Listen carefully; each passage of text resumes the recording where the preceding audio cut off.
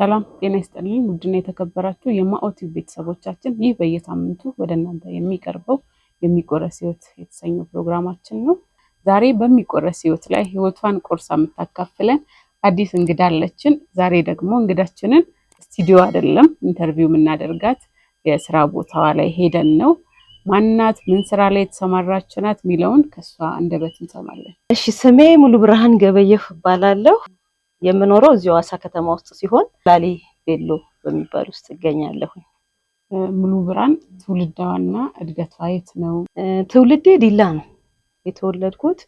ግን በትምህርት ቆይታ በጣም እንዳጋጣሚ ቤተሰብ በስራ ምክንያት ይዘዋወሩ ስለነበረ የተለያዩ ሀገሮች ላይ ኖሬያለሁ። ዲላ ተምሬያለሁ፣ ጅማ ተምሬያለሁኝ፣ ሰንዳፋ ተምሬያለሁ፣ ሐዋሳ ተምሬያለሁኝ።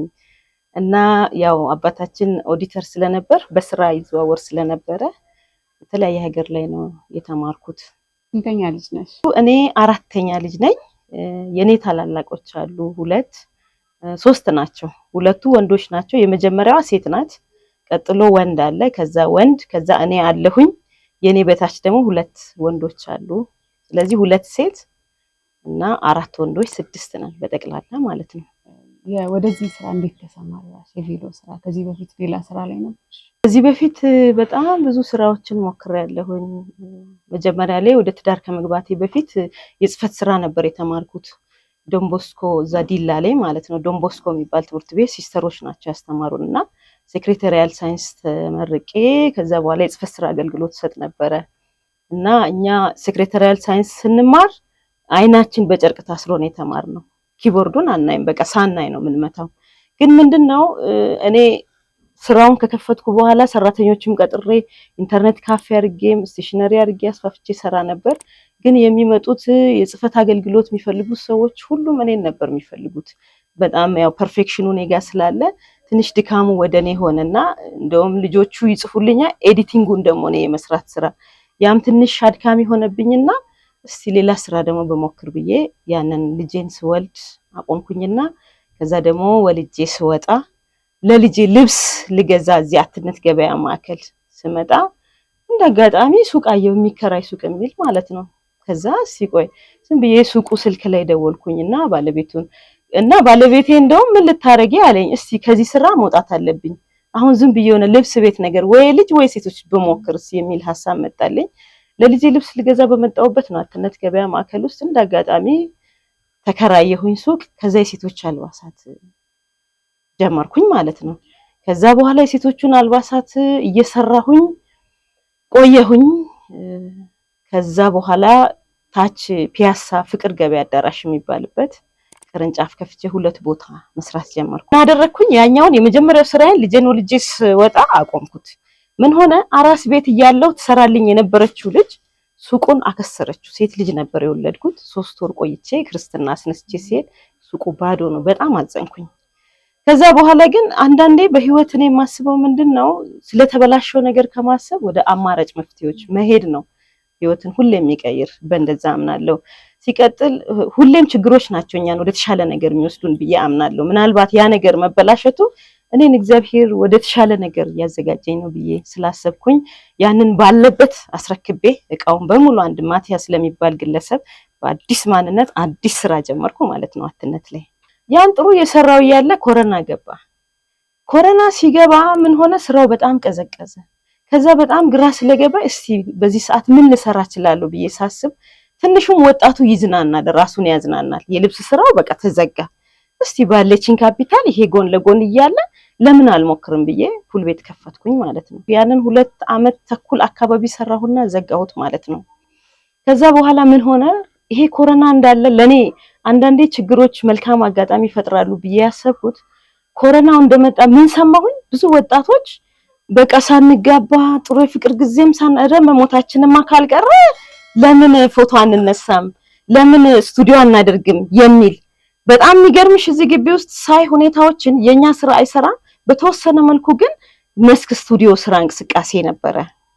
ስለዚህ እስቲ ቆይ ይሄን ነገር እንደ መልካም አጋጣሚ ብጠቀምስ ብዬ አሰብኩኝ። ከራሴ ጋር ተወያየው ጊዜ ሰጥቼ አሰብኩኝና እስቲ ቆይ ብዬ ሱቅ ተከራየው። ያው በአጋጣሚ ክፍት ሱቅም ነበረ። ያቺ እዛው ባለችበት ሌላ ሱቅ ያስኩኝና ከጓደኞቼ ጋር እዚህ ከሚሰሩት ዲስከስ አድርጌ አንዳንድ አይዲያዎች ወስጄ ከዛ ደግሞ አዲስ አበባ ሄድኩኝና እቃዎች አመጣሁኝ። የምርም ቬሎ ጥቂት ወሳኝ የሆኑ ነገሮች ሱፎች፣ የሙሽራ እና እነዛን ነገሮች ይዤ መጣሁ። በዛ መሃል ነው ያችን የኮሮና ታይም የተሻገርናት። ሙሉ ማለት በስራው ላይ የገጠመሽ ቻሌንጅ አለ? ይኖራል፣ ቻሌንጆች አሉ፣ ብዙ ቻሌንጅ አለ። በበፊቱ ስራችን ላይ እንዳልኩሽ የሴቶች ልብስ በምሰራ ጊዜ ከስተመሮቹ ስፔሻሊ ሴቶቹ በጣም ከባድ ነው ባህሪያቸው። በጣም ብዙ እቃ አስወጥተው ብዙ መደርደሪያውን እቃ ሁሉ ገልብጠውብሽ ሳይዙም ሊሄዱ ይችላሉ፣ ሳይገዙሽ ይሄዳሉ። ያ ነገር በጣም እንትን ይለኝ ነበር። የኛ ስራ የእምነት ስራ ነው። እዚህ ጋር ልብስ ማከራየት ነው፣ ሱፉንም ቤሎንም ማከራየት ነውና ትልቁ ችግር እኛ ሀገር ላይ እዚህ አልተለመደም። አሁን ለምሳሌ ልብስ በሚከራዩ ሰዓት ማስያዣ ቢኖር የተወሰነ ወይ ደረቅ ቼክ፣ ምክንያቱም ያላነሰ እቃ ነው የሚወስዱት፣ ወይ ማስያዣ ብናስይዝ ወይ የተወሰነ ገንዘብ መያዝ የሚቻልበት ዋስትና የሚሆን ነገር እንደ እኔ ማለት ነው መናበብ ብንችልና በዛ መልክ እቃው ጉድለት ቢደርስ። አንዳንዴ እቃ ይቃጠላል። ርችት ምናምን በሚጠቀሙ ጊዜ ጧፍ ሲጠቀሙ ሱፉን የባህል ቬሎን ቀዳዳ ያመጣሉ። አንዳንዴ አላቅም ባልና ሚስት ተጣልተው የሚሆን ቬሎሽን ብጥቅጥቅ አድርገው የሚያመጡበት ሁኔታ አለ። እኛ እቃውን ስናከራይ መታወቂያ ብቻ ነው የምንይዘው፣ ምንም ዋስትና የለንም። ያንን መታወቂያ ደግሞ በፈለጉት መንገድ ማውጣት ይችላሉ። እንደው አይምሮ ኖሮት ነው ከስንት አንድ ይሄ ጉድለት አለ የዚህን ጉድለት ልሙላ ብሎ ኃላፊነት ተሰምቶት እንትን የሚሉትና እዚህ ላይ ያለው ችግር ምንድነው? ልብሶች ይቃጠላሉ። ልብስ አንዳንዴ መኪና ላይ ይሰረቅባቸዋል። አንድ ጊዜ የገጠመን ፎቶ ሊነሱ በወጡበት ሙሽሮቹ ኮቱን አውልቀው 7ቱ ሚዜዎች መኪና ውስጥ አስቀምጠው ሱሪው ብቻ የተመለሰበት አጋጣሚ አለ። ሱሪው 7 ሱሪ ተመለሰ፣ 7ቱ ኮት ጠፋ ማለት ነው። ምን ሆነ? ፎቶ ሊነሱ ሲሄዱ ተሰረቀ መኪና ውስጥ። ብዙ አይነት ቻሌንጆች አሉ። ግን ያው እንግዲህ አንዱን በአንዱ ለማቻቻል ተሞክሮ ያው ከስተመርንም ቅጥር ላለማጣት ብለን በተቻለ መጠን ያው አሳምነናቸው ወይ ሀፋፍ ሼር እንደራረጋለን፣ ኮስት ሼር እናረጋለን ወጪውን ማለት ነው። በዛ መልክ ነው። የቤተሰብ አስተዳዳሪ ነሽ፣ ልጆች አሉሽ፣ ቤተሰብ ኃላፊነት አለ፣ እንደገና ደግሞ ይሄም ስራ አለ እና ሁለቱን እንዴት ነው የምታስኬጂው? ጊዜን በመከፋፈል አምናለሁ። ማለት የሰው ልጅ ታይሙን ከከፋፈለ ብዙ የሚከብድ ነገር የለም። ለምሳሌ ይሄን ስራ አሁን ሳስኬድ ጠዋት early morning እነሳለሁ። በመጀመሪያ ተነስቼ እዚህ የምንገባው 3 ሰዓት ነው። 3 ሰዓት እስከሚሆን 12 ሰዓት ተነስቼ 1 ሰዓት ከሩብ ተኩል ባለው ውስጥ ተነስቼ ልጄ ምግብ ሰርቼ አበሳስዬ የሚቋጠሩ ምሳቃዎችን ቆጣጥሬ ልጄን ከሸኛው አንድ እናት ልጄ ብዙ አይደለችም በርግጥ እሷን ወደ ትምህርት ቤት ከሸኛው በኋላ እኔ ደግሞ ሻወሬን ወስድና ልብሴን ቀያይሬ የዕለቱን የስራውን ልብሴን ለብስና ወደ ሱቅ ቀደም ብዬ ገባለሁኝ ማለት ነው። ገብቼ እዚህ ጋር ልጆቹ ሳይመጡ የሚስተካከሉ አንዳንድ ነገሮች ካሉ ሰራተኛ አለ ብዬ እስኪገቡ አልጠብቅም። ገብቼ በራሴ የሚስተካከለው የሚጸዳውንም ቀድሞ የሚወጡ ዕቃ ካለ ሁሉም ነገር አሬንጅ አደርጋለሁ። እና ሌላው ምንድነው እኔ የማደርገው አሁን አንዳንዴ ልብስኛ ላውንደሪ የሚገቡ ላውንደሪ ይገባል። የባህል ልብሱ ግን ትልቁ ችግር ማሽን ውስጥ ከገባ ይበላሽብናል። ስለዚህ የባህል ልብስ በእጅ ነው የሚታጠበው፣ የግድ ነው በእጅ ታጥቦ በስነ ስርዓት በጥንቃቄ ማሽን ውስጥም ሲገባ ተገልብጦ ነው የሚጨመቅ እዚህ ጋር ቡክ ስለሚያደርግ። ስለዚህ አንዳንዴ ሰራተኞች በተለያየ ምክንያት አጣቢዎች ማይገቡበት ሁኔታ ይኖራል። እንደዛ አይነት ነገር በሚገጥመኝ ጊዜ እኔ ስራዬም እንዳይስተጓጎል ሰራተኞች የሉም ብዬ አልጠብቅም፣ ሰራተኛ ቀጥሬያለሁ ብዬ አልጠብቅም። አንዳንዴ አታምኝም 2 ሰዓት አሁን ዛሬ ልጄ እየገረማት ነበር። ትላንት በጣም ብዙ ልብስ ነበር። ልጅቷ ልብስ የምታጥበው አባቷ ሞቷል። ስለዚህ በቃ 2 ሰዓት ነው ከዚህ ሱቅ ዘግቼ ወጣሁት። ራቴን በላው፣ ትንሽ ሰዓት ረፍት አደረኩኝ። ከዛ በኋላ ተነስቼ የሚተጣጠቡትን ማሽን ውስጥ የሚገባ ማሽን ከዛ በኋላ እስከ 5-6 ሰዓት ድረስ በእውነት አጣጥቤ ኤቭሪቲንግ አስተካክዬ ነው። ከዛ እንደገና ደግሞ ተኝቼ ቀሩትን ዘፍዝፌ 12 ሰዓት ላይ ጠዋት አውጥቼ ነው ወደዚህ የመጣሁትና ብዙ ይከብዳል ብዬ አላስብም። እንግዲህ ፒፓ ሙሉ ብርሃን ያው የዶክመንት ስሜ ሙሉ ብርሃን ገበየው ስለተባለ እንጂ ሙሉ ብርሃን ብትይ እዚህ ግቢ ውስጥ ማንንም አያውቀኝም። ፒፓ ስትይ ነው የሚያውቁኝና የቤት ስም ነው ቤተሰቦች ያወጡልኝ። ስለዚህ በሁለቱም ይቻላል። አዎ ከስራ ከቤቱ ውጭ ከቤተሰብ ኃላፊነት እንደገና ደግሞ ከዚህ ከንግዱ ዓለም እረፈ ስትይ ምንድነው የሚያስደስትሽ? አንደኛ ራሴን ማዳመጥ በጣም እወዳለሁ፣ በጣም ያስደስተኛል። ባለኝ ጊዜ ልጄን ይዤ እዛ ሐዋሳ ትልቁ ሐይቅ ዳር ሄደን ርፍ ብለን ተዝናንተን ከዛ ውጪ መጽሐፍ ማንበብ በጣም እወዳለሁ። ሙዚቃ ማዳመጥ በጣም ወዳለሁኝ። የስብከት አንዳንድ ነገሮችን አያለው፣ መጽሔቶችም አሉኝ ቤት ላይ። እነዛን ነገሮች ነው በቃ የምሰማው ማለት ነው። በእንደዛ ነው ጊዜ የማሳልፈው። ወደዚህ ስራ መስክ መግባት ፈልገው ቻሌንጆችን ፈርተው ለተቀመጡ ሰዎች ምን ትያለሽ? ምን ምክር ሰጫለሽ? እንግዲህ ማንም ሰው ለመስራት ካሰበ እኔ የማስበው ምንድነው የኛ የውስጣችን መሻት ነው የህይወታችን ውጤት ብዬ አምናለሁ። ምክንያቱም የአንቺ ቲንኪንግ ነው ማለት አንቺ የምትሰጪው የውስጥ ግብአትሽ ነው ውጪው ላይ የሚመጣ አውትፑቱ ማለት ነው። ምንድነው የሆነን ነገር ለማድረግ ስናስብ ብዙ ጊዜ ሰዎች ላይ ያየሁት ችግር ሰዎች በተግባር አይሄዱም፣ የቃል ሰዎች ናቸው። ስለዚህ አንድን ነገር ለማድረግ ስናስብ እኔ የማስበው አንደኛ ያ ነገር እንደሚሆን 100% ማሰብ አለብን። ሁለተኛ ያንን ነገር በጽሁፍ ብናስቀምጠው እኔ ካለኝ ህይወት ተሞክሮ ማለት ነው በዚህ ጊዜ ይሄን አደርጋለሁ፣ በዚህ ጊዜ ይሄን አደርጋለሁ ብለን የተጻፈ መሆን መቻል አለበት። በዛ መልክ አስቀምጠ ነው ከዛ በኋላ ግን ለሐሳባችን ስኬት የሚሆኑ ግብአቶችን ተጠቅመን ከምንም ተነስቶ ማንም ሰው ምንም መድረስ ይችላል ብዬ አምናለሁ። ዋናው ፍላጎትና ለዛ ላሰብነው ዓላማ ቁርጠኛ መሆን ያንን ነው ማምነው።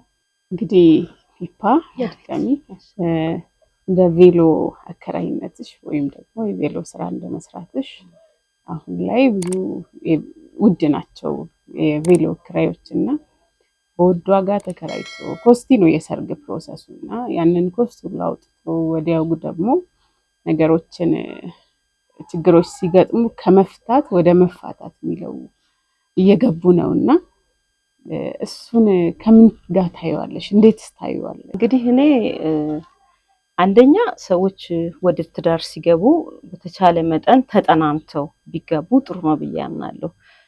ምክንያቱም ዛሬ ተያይተው አንዳንዴ የሱም የሷን ማንነት ሳያውቅ እሷም የሱን ማንነት ሳታውቅ በስሜት ተገፋፍተው ወደዛ ጋብቻ የመሄድ ሂደቱ ግንኙነቱን ረጅም እድሜ አይሰጠውም ብዬ ነው የማምነው። በተቻለ መጠን ሴቷም ወንዱ የማን ቤተሰብ ነው የማን ልጅ ነው ሃይማኖቱ ምንድነው ብሎ አውቆ አትሊስት በሃይማኖት መጣጣም አንድ ነገር ነው። ለምን ልጆች ሲወለዱ የእናትና የአባትን ነው ይዘው የሚሄዱት የሚል የነገውንም ጥያቄ ዛሬ ላይ ቆም ብለን ማሰብ ያስፈልጋል። ስለዚህ አንደኛ በቂ ጥናት ማድረግ አለባቸው ብዬ አስባለሁ። የማ ቤተሰብ ነው የማ ቤተሰቦች እናቱ አባቱ ማን ነው ፈርሃ እግዚአብሔር ያለው ነው ምንድነው የሚለው።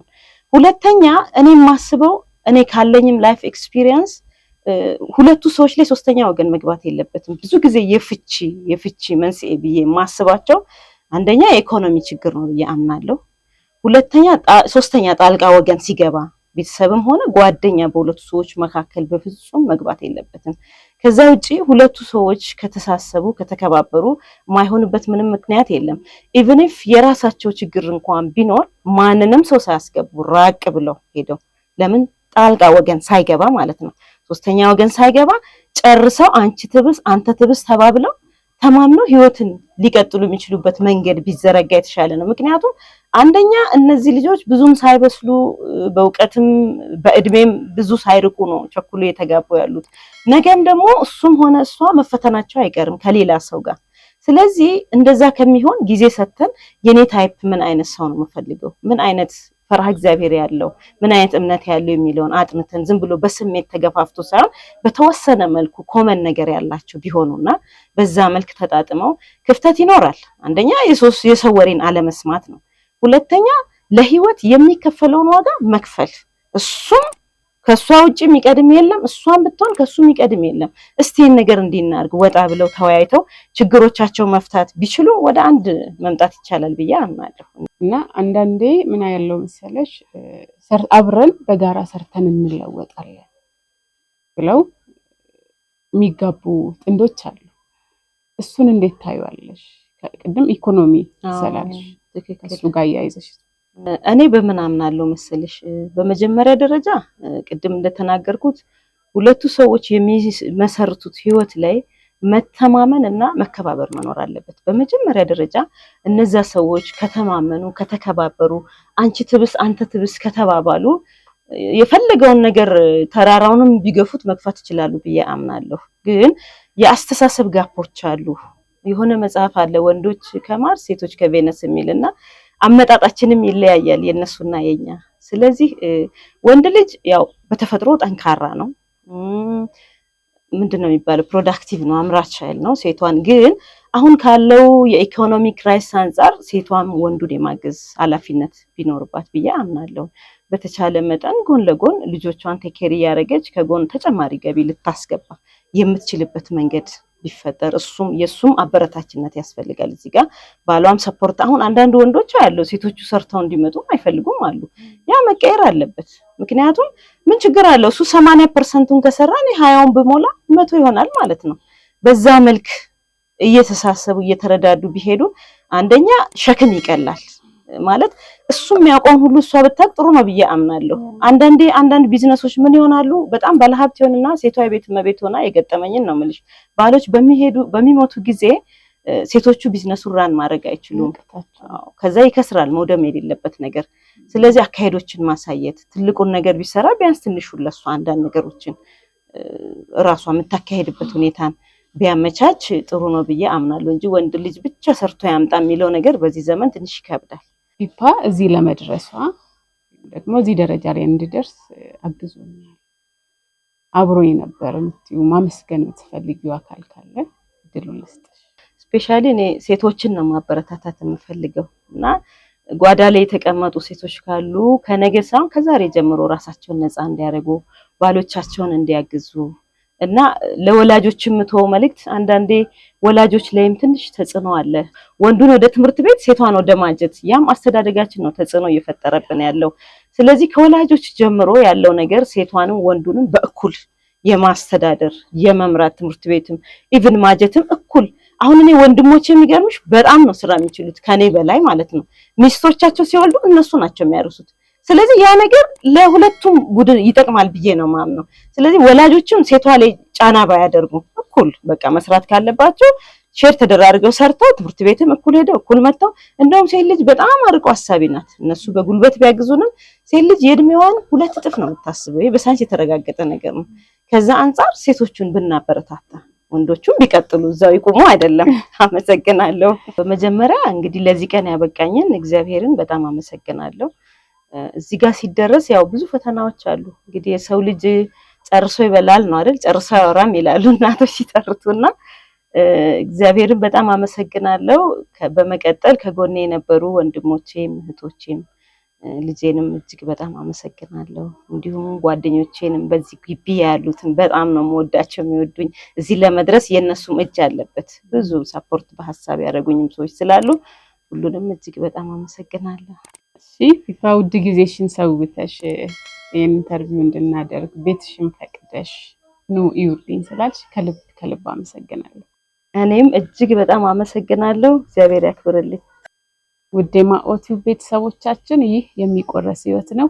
ዘወትር እሁድ 4 ሰዓት የሚቀርበው በዛሬው ፕሮግራማችን እንግዲህ ከፒፓ ጋር ጥሩ ቆይታ አድርገናል። መልካም ሳምንት።